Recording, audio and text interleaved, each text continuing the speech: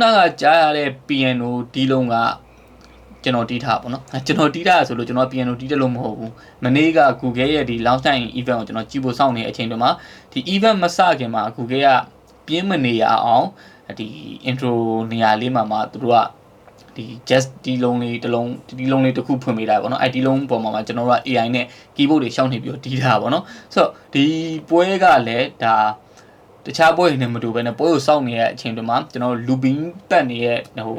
failure ကြီးကြည့်နေရတာမျိုးမဟုတ်ဘဲနဲ့ကိုယ်တိုင် participant လောက်ရပြီးတော့ဒီလုံးတွေရှောက်တီးလို့ရအောင်လုပ်ပေးထားတာတော်တော်လေးမိုက်တယ်ဆိုတော့အဓိကပြောချင်တာမနေ့က Google ကသူတို့ product အသစ်၄မျိုးမိတ်ဆက်ပေးသွားခဲ့တယ်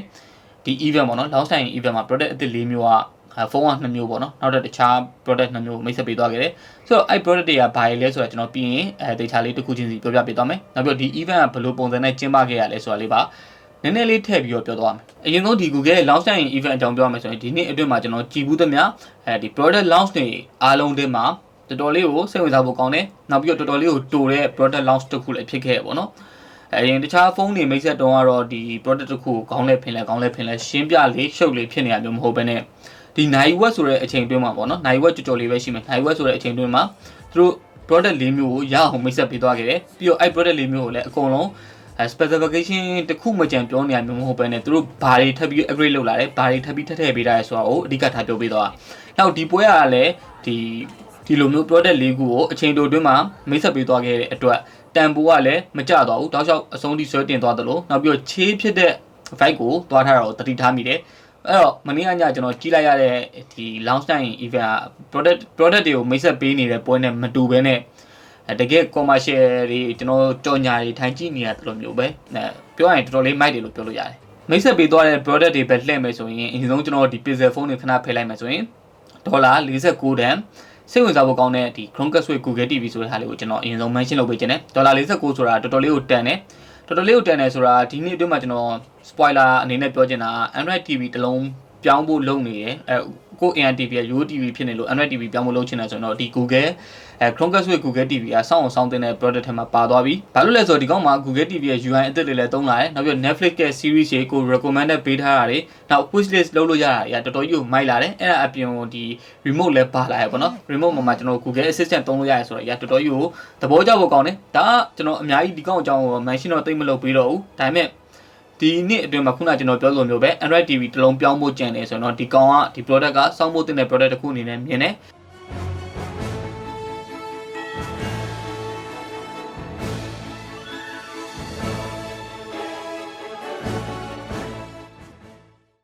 for just $49.99 in the US and it's coming to more countries by the end of this year. နောက်တစ်ခုက Google ရဲ့ Nest Audio ပေါ့နော် Nest Audio ရဲ့ဈေးကလည်း$99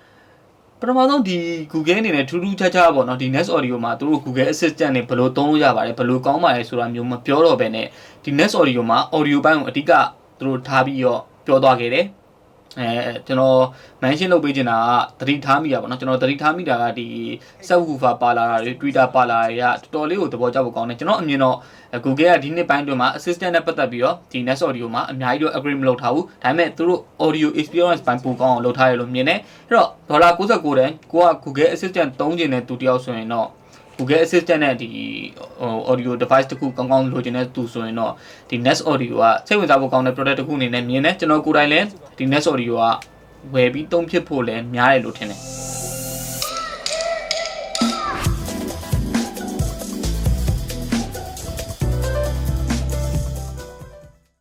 ပြီးတော့မှဒီပွဲရဲ့မင်းသားကြီးဖြစ်တဲ့ Pixel phone တွေကိုမိတ်ဆက်ပေးသွားခဲ့တယ်Pixel phone တွေလို့ပြောလိုက်တဲ့အတွက် Pixel phone 2မျိုးကိုမိတ်ဆက်ပေးသွားခဲ့တာပေါ့နော် Pixel 4a 5G နဲ့ Pixel 5နဲ့ခေါ်တာနည်းနည်းလေးအောင်ထောက်တယ် 4a 5G ဆိုတာရတမျိုးကြီးပဲเนาะအဲ့တော့ကျွန်တော် 4a 5G 4a ဆိုတာရှိနေတော့ 4a 5G လို့ပဲခေါ်လိုက်ပါမယ်အဲ့တော့ဒီ2မျိုးရဲ့ဈေးနှုန်းက 4a 5G ရဲ့ဈေးနှုန်းက$499 Pixel 5ရဲ့ဈေးနှုန်းက$699သူတို့မှာသုံးပေးထားတဲ့ processor အတူတူပဲ Qualcomm Snapdragon 765G ကိုသုံးလာတာ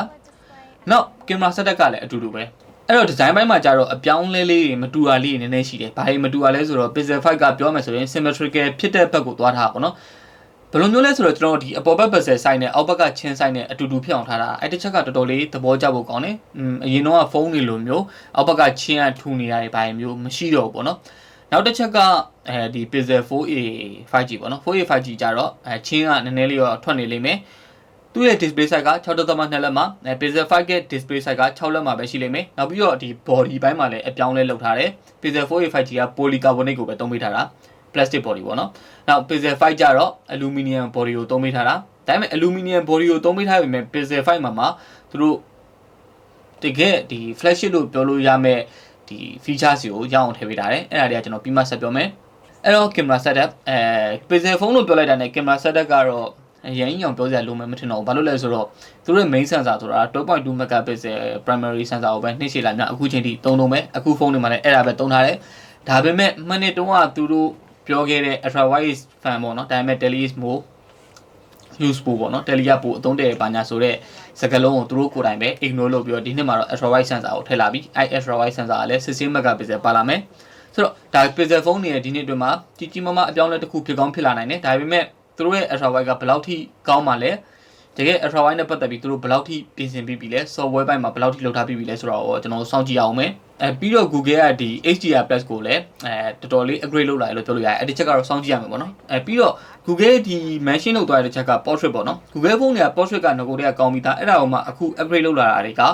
night sight လို့အနေထားမျိုးမှာ portrait ရိုက်လို့ရအောင်လုပ်ထားတယ်နောက်တစ်ချက်ကဒီ AI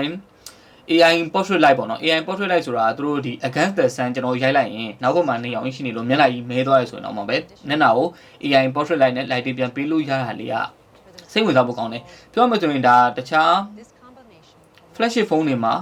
flagship phone မပေါ့ဖုန်းတော်တော်များများမှာမတွေ့ရသေးဘူးဟိုတလောကကျွန်တော်ပြောခဲ့တဲ့ဒီ Oppo ရဲ့ Reno series မှာတော့ဒီလို features တွေပါလာတယ်ဒါပေမဲ့ Google ကအခုသုံးလာတယ်ဆိုတော့ Google ကပို့ပြီးစိတ်ဝင်စားဖို့ကောင်းလိမ့်မယ်လို့ထင်တယ်သူဘယ်လောက်ထိလုပ်ပြနိုင်မလဲဆိုတာတော့စောင့်ကြည့်ရမယ်ပြီးတော့ video ဘက်မှာလည်းသူက cinematic stabilization ဆိုတဲ့ features တွေထည့်ပေးထားတယ်အဲ့ဒါလည်း stabilization ဘယ်လောက်ထိကောင်းပါလဲ Google phone တစ်လုံးအနေနဲ့ဘယ်လောက်ထိကျွန်တော် video အတွက်ကိုသုံးလို့ရလာပြီလဲ 4K 60 frame per second ရလာပြီးတော့သိရတယ်ပေါ့နော်ကျန်တဲ့ဟာတွေဘယ်လိုနေရာမှာအသုံးတည့်အောင်မလဲဆိုတာစောင့်ကြည့်ရမယ်အဲ့တော့ဒီ camera ဘိုင်းနဲ့ပတ်သက်ပြီးကျွန်တော်အမြင်ပြောပါဆိုရင်တော့ Google ကသူတို့ရဲ့ထုံးစံတိုင်းပဲဒါ software ဘိုင်းကိုပဲအဓိကထားလုပ်ပေးသွားတယ်ထားပြီးတော့ပြောသွားခဲ့တယ်အဲ့ဒါတွေကလည်းကျွန်တော်အသုံးတည့်မတည့်ဆိုတာစောင့်ကြည့်ရမယ်တခြားဖုန်းတွေလိုမျိုးသူတို့ hardware ကိုဘာမှ mention လုပ်သွားတာမရှိဘူးအဲ့တော့ camera ဘိုင်းကဒီလောက်ပဲအဲ့တော့ကျွန်တော်ဒီ display ဘက်လှည့်မယ်ဆိုရင် Google Pixel 5 က 90Hz ကို support လုပ်ပေးထားတယ်ဒါပေမဲ့Pixel 4a မှာ 90Hz မပါလာတဲ့အတွက် 4a 5G မှာပေါ့နော် 90Hz မပါလာတဲ့အတွက် Google ကဒီ launch event မှာဒီ 90Hz အကြောင်းထည့်အောင်မပြောတော့ဘူးပြီးတော့ Pixel 4a 5G မှာကျတော့ RAM 6GB နဲ့လာမယ် Pixel 5 မှာကျတော့ RAM 8GB ထိတိုးပေးထားပြီဆိုတော့အရင်တော့အထက်ဆိုင်အများကြီး improve ဖြစ်လာတယ်လို့ခံစားရတယ်တခြားတော့ပေါ့နော်ဒီ IP68 တွေနောက် reverse wireless charging နဲ့စသဖြင့်အဲ့အရာတွေကတော့ Pixel 5 မှာပဲပါလာလိမ့်မယ်ပြီးတော့ battery ဘိုင်းပေါ့နော်Google ရဲ့ Pixel 5 မှာ 4080 mAh ပါလာမယ်နောက် Pixel 4a 5G မှာကျတော့3885 mAh ပါလာမယ်ဆိုတော့ Google Pixel 5 ကတကယ်တမ်းပုံမှန်လေးပြောရရင် Pixel 4 ထက်ပိုသေးသွားတယ်ပိုပေါ့သွားတယ်ဒါပေမဲ့ Pixel 4 လိုမျိုး2800 mAh battery ကနေပြီးတော့4080 mAh ကိုပြောင်းသွားရဆိုတဲ့တစ်ချက်က battery life မှာပိုကောင်းသွားရလို့အကြမ်းပြတော့ချီးကျူးလို့ရတယ်ပြီးတော့ဒီထွက်ပြီးသားသူတို့ Pixel phone တွေအတွက်လည်း Google ကမေးတော့မမေ့ပါဘူး extreme battery saver ဆိုတဲ့ features တစ်ခုကိုထည့်ပြီးတော့ပြောသွားခဲ့တယ်နောက်တစ်ချက်ကကျွန်တော် US မှာပဲရမယ့် features တစ်ခုအဲ့ features ကတော်တော်လေးမိုက်တယ်ဗျာကျွန်တော် call center တစ်ခုကိုဖုန်းဆက်မယ်ဆိုရင်သူတို့ hold လုပ်ခိုင်းတဲ့အချိန်မှာကိုရန်အဲ့ဒီနားထောင်နေရ feed ကိုတယ်အဲ့အချိန်မှာသူတို့ကဒီ AI နဲ့ hold for me ဆိုတဲ့ features တွေထည့်ပေးလိုက်တယ်ဆိုလို့ကျွန်တော်ဒီ hold for me ဆိုတဲ့ features တွေကိုနှိပ်ထားလိုက်ရင်အဲ့ဒီ AI နားထောင်နေပြီပေါ့နော်ဟိုဘက်က reply ပြန်လာတဲ့အချိန်ကျရင်ကျွန်တော်တို့ဒီဖုန်းကိုကန်ပြီးတော့ပြောလိုက်အောင်မယ်အဲ့ features တွေကတော်တော်လေးမိုက်တယ်ဒါပေမဲ့အဲ့ features ကိုလောလောဆယ် US မှာပဲသုံးလို့ရအောင်မယ်ဆိုတာကြီးက Pixel ကပုံမှန်လေးပြောရရင် Apple ထက်တောင်မှပဲ region ကို limitation ပိုလုပ်နေတယ်လို့ခံစားရတယ်အဲ့တော့ကျွန်တော်ဒီဖုန်းတွေဝယ်သင့်လားမဝယ်သင့်ဘူးလားကျွန်တော်ရဲ့ impression တစ်ခုအနေနဲ့ဘယ်လိုမြင်လဲပြောရရင်ဒီ Pixel 4a က 4a 5G อ่ะပေါ့နော် Pixel 5တဲ့$200ပိုသက်တာတယ်ဒါပေမဲ့တကယ်တန်ဒီ Pixel 4a 4G တဲ့ဆိုင် 5G ပါသွားတာရှိမယ်နောက်တစ်ချက်ကကင်မရာဘိုင်းမှာ ultra wide ပါသွားပဲရှိမယ်အဲ့အတွက်$200သုံးမလားဆိုတာကိုယ့်ကိုစဉ်းစားပေါ့နော်ကျွန်တော် personally ပြောရရင်တော့ဘာဖြစ်ဖြစ် ultra wide ပါလာတဲ့တစ်ချက်နဲ့နေ$200သုံးဖို့ဆိုတာကျွန်တော်ထည့်ပြီးတော့မဖြစ်မနေစဉ်းစားမှတစ်ချက်တော့ဖြစ်သွားရလို့မြင်တယ်ပြီးတော့နောက်တစ်လုံးကဒီ Pixel 5ပေါ့နော် Pixel 5က$699တကယ်တမ်းပြောရရင်ကျွန်တော် flagship features အကုန်လုံးပါလာတယ် flagship feature ဆိုလို့ IP68 တို့ reverse wireless charging စသဖြင့်ပေါ့နော်processor ဘိုင်းဆိုရင်လည်းတကယ်865လောက်ထိကျွန်တော်မတက်သွားပေမဲ့765ဆိုတာသုံးလို့ရတဲ့အနေအထားတစ်ခုမှရှိရဲနောက် portrait software ဘာညာကောင်းကောင်းရောသုံးကျင်နေဆိုရင်တော့ ဒေါ်လာ649က